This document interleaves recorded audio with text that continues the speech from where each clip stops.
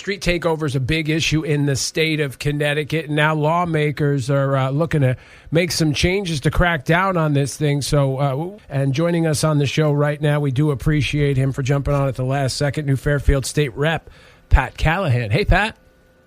Good morning, guys. Good to be on, as usual. Great to have you on. First of all, everybody loves you. So I got a text message yesterday. Who texted me? Several people texted me yesterday. Who hit me? Sergeant Krapinski hit me up. He loves you. Who else? My brother Steve loves you. Yeah, everybody loves you. Well, I've worked in the community a long time and did a lot of volunteering, and I'm not trying to do anybody wrong. I'm trying to make the place better. There you go. So a mob of cars and motorcycles, ATVs, mostly ATVs and motorcycles and dirt bikes and things, and they just inundate the street.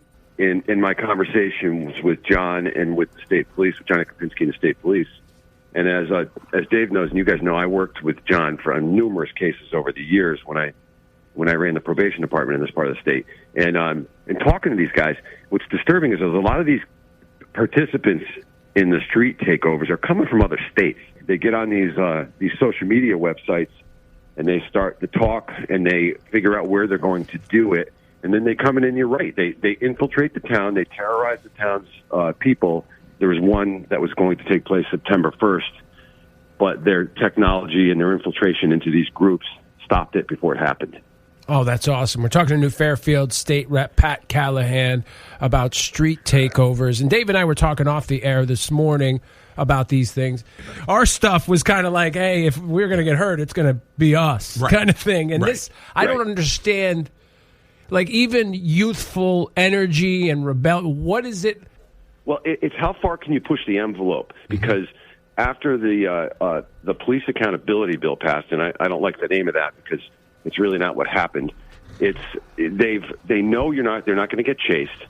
The police are worried about the lack of qualified immunity, and so it creates an issue where the police don't know if they're going to get sued. They don't know if they can pursue, because they're afraid if somebody gets hurt, it's going to come back to sue them personally. So there's a few changes we have to make in that police accountability bill. There's the ability for town ordinances. Say if you come in, you clowns come into an event and you're riding your quad and terrorizing the town, you lose your vehicle. Mm-hmm. That's so awesome. Right now that's allowable, but you have to pass a town ordinance. I think we should have a statewide law. We mentioned before also the revocation of their driving privileges for life. Is that also on the table, Pat? It is. Right now, it's only for 45 days. Mm-hmm. They'll lose their license if they've been convicted of one of these street takeovers. They have technology now, too. The state police are using overhead planes and have great technology where they can track up to 100 cars at a time. Mm-hmm. So if these people disperse, you can actually track them and get them later on. Wow. These kids are they're identifying loopholes and pushing and getting and baiting and getting in the face of the police, getting as close to them as possible. Mm-hmm. I don't get it. Yeah.